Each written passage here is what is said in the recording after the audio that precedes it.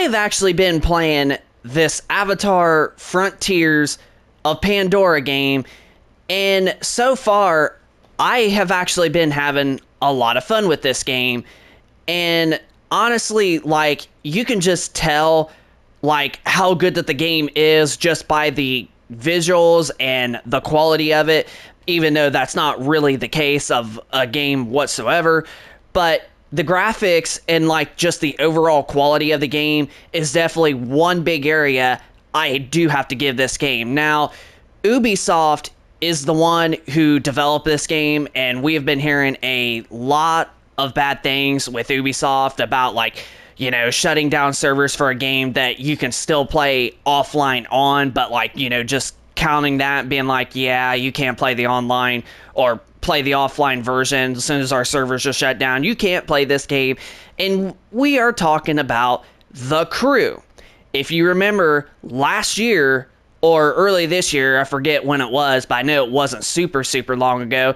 But if you remember, The Crew online servers got shut down, and they said you can't play the single player version offline. It was connected to the online, you know, DRM, and as soon as they shut down the servers, The Crew is no longer playable whatsoever. But this is a game I am going to have to give Ubisoft some credit, though, because this gameplay is really smooth and the quality of it is insanely good. There's been times that, like, I actually felt like I'm actually in the Avatar world. Like, that's just how good that the graphics and the quality of this game actually hold up. But with that being said, honestly, I do have to give Ubisoft some credit, because I do think they actually did somewhat of a good job with this game, like just the overall performance of it and not just the graphics and such. And we are actually past the tutorial just a tiny bit, and so far, I mean, I have been having a lot of fun with this game. Now, if you are somebody that does play this game and you have it for your PlayStation 5 or possibly your Xbox Series X, if you press pause, there's going to be up top where you have to hit left on the D-pad where it says System. And you would go over here to Settings and then go straight on over to Display, and you will be granted with 3 graphical modes. Now, I don't know if this is actually possible if you have a TV that's only 60 hertz with VRR or 60 hertz without VRR, but if you have a 120 hertz television, whether if it's like an OLED from LG or Samsung, or a Sony full array, or TCL and Hisense mini LED TVs, but if you have VRR with 120 hertz native refresh rate, you will definitely be granted with 3 different graphical modes. I know I kind of mumbled there, but there will be a quality mode, which will give you the cleanest, most clearest 4K image ever, only at 30 frames a second. Then you will be granted with a performance mode, which is going to lower the resolution,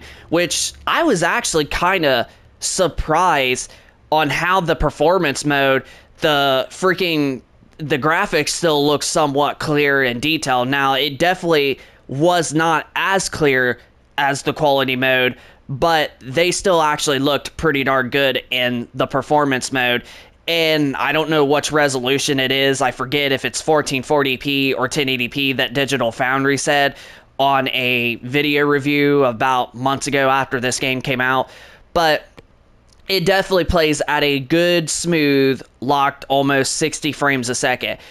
But this is where, if you have a 120 hertz television that is actually VRR compatible, you will be granted with another option called Favor Quality Mode with 40 FPS. Now, this essentially basically puts the TV from 60 hertz up to 120 hertz, even though you're not playing at that native refresh rate. It's just allowing it to basically be that mode to help with 30 FPS go up to 40 to make it look a little bit smoother. And personally, that's actually the mode I actually do prefer to play the most on, because you get basically a mixture of both quality and performance mode. And honestly, playing at 40 FPS, dude, is still butterly smooth. I don't know how it's like still a huge difference from basically almost like 30 to 60. That's just that good, honestly. So this is the mode that I've been playing. Now, the Xbox Series S, I think, might only have 2 graphical modes, even on a 120 hertz television, just like a game like GTA 5, the remaster, expanded and enhanced edition has, because if you play that game, you're only granted with 2 graphical modes, where if you play GTA 5 on the PS5 and Series X, you're granted with 3 different graphical options.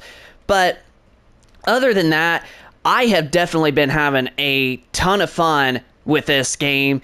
And this game is so much real lifelike, because you got to eat and you got to go hunt to make sure you got food to help with your health, staying 100% active, and as well as your energy. Because if you look down below, the big, longer, light blue line is your health bar, but that darker blue that was showing only half use is your energy bar. And you have to, in order to keep that going, is you have to eat food, which is right here. Now, you can hunt and get stuff like down at the bottom there, the meat that you see, whatever the heck it's called, lone meat, and I just ran into a freaking explosive egg, which is another thing I'll have to show you guys about once we can find another one. But this game definitely does have a lot on the table, especially what you're paying. I actually got this game on sale for only $35 for a hard disc copy at Best Buy, but I'm telling you, like, the quality and all the stuff that you get, and so far with the gameplay, you know, I have to give Ubisoft credit, and this is actually kind of starting to be our new favorite game of all time. Like, it's that good. It's literally that freaking good. Honestly, I definitely going to give Ubisoft credit, because honestly, they did a very good job with this game. So yeah, if you was in the ballpark of wanting to pick up this game, but you wanted to make sure that it was a good quality game or just a good game first, well, I'm definitely going to have to say, definitely get it.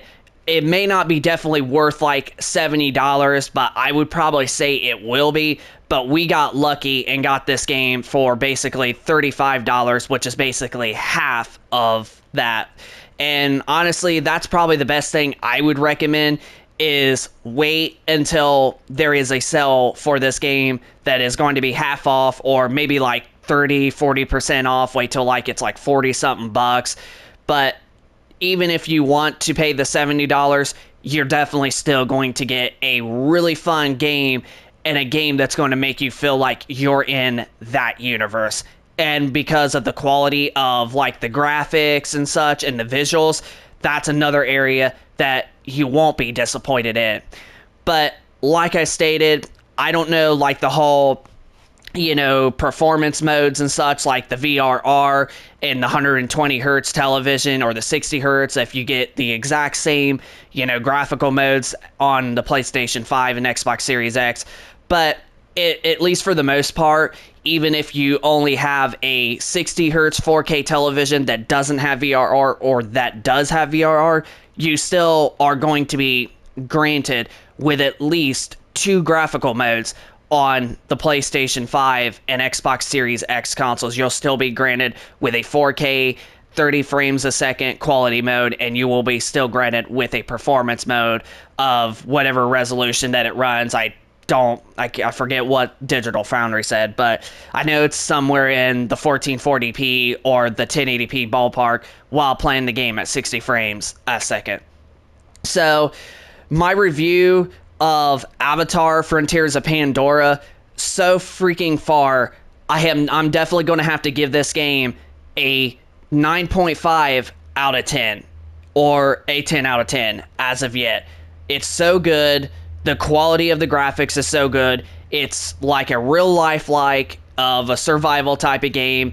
And now I just seen the eggs. So if you look at these, you cannot get near these eggs because they will explode. Watch when I go to it. See, they just honestly explodes. But yeah, I definitely am going to have to give this game a 9.5 out of 10 slash a 10 out of 10.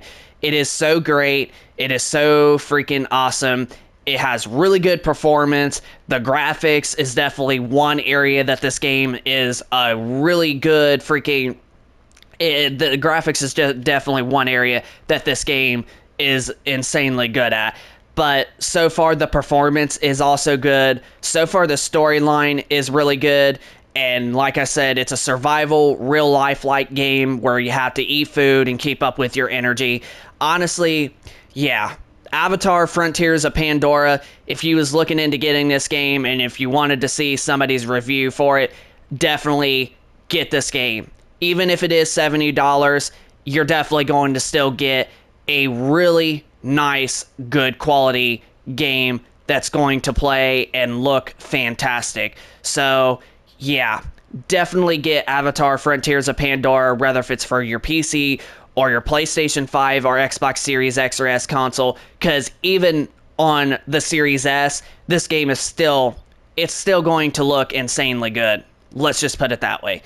But that's going to pretty much do it for this video. So, hope you enjoy this review of Avatar Frontiers of Pandora and what are my thoughts on it. So, hit that like button if you're new to this channel, and subscribe if you're new also, and leave us a comment down in the comment section down below of your thoughts if you are somebody that has already picked this game up, or if this actually helped you out deciding whether or not to purchase this game for your current gen console.